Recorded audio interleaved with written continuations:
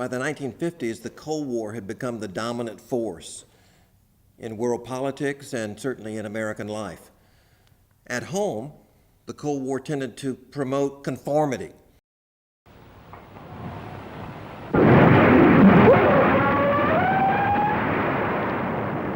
Protection comes high, sky high.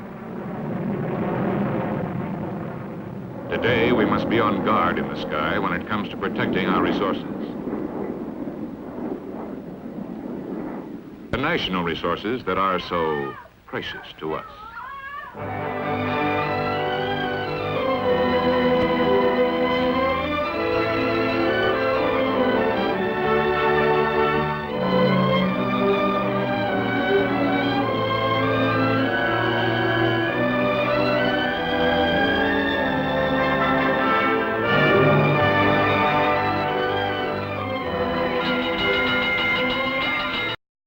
Americans felt it was very important to present a united front against Soviet communism. That manifested itself in movies that talked about communism very explicitly and the fears of communist subversion in the United States, spies in the United States, television shows that likewise tended to promote American values over communist values, as well as in the way in which people actually lived. The new suburban communities tended to promote conformity, look-alike houses, look-alike neighborhoods. Conformity was also a factor in shaping cultural life. People were reluctant to do anything that might seem critical of the American way of life, of American values, in the face of the overpowering fear of communism and the desire and the need to express that united front against it. President Eisenhower himself was in some respects a symbol of that conformity. He very much wanted to be a middle-class, moderate, center president who would defend America from communism, but also reassure Americans that they were going to be secure and stable in the face of the threat of communism.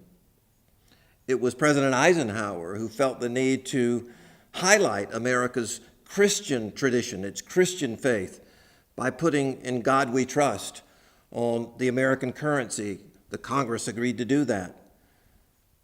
Eisenhower encouraged Americans to be a religious people in the face of communistic atheism. Race relations were also affected by the Cold War. The United Nations, which was of course created after World War II, became a showplace for the Cold War, with the Soviet delegate constantly using the podium to express communist values, and the American delegate to the UN doing the same for America's democratic capitalism. Race relations were affected to the extent that Americans became embarrassed by the continuing practice of racial segregation in the South, because the Soviets were taking advantage of that practice to win over friends in the African continent. All of this created a superficial conformity within which cracks and crevices and rebellion began to emerge as the 1950s unfolded. One example would be films where rebellious characters like James Dean and Marlon Brando became quite popular. Another was the rise of juvenile delinquency as more and more teenagers resisted and rebelled against parental authority and conventional values.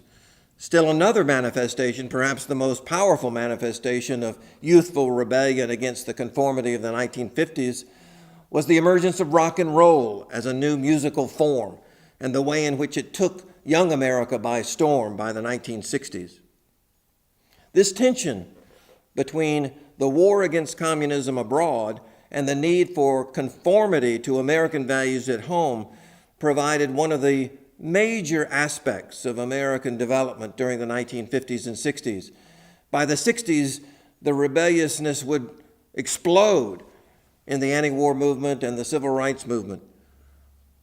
All of this is to say that what seemed to be a conformist America was in fact an America still struggling to define itself in a Cold War.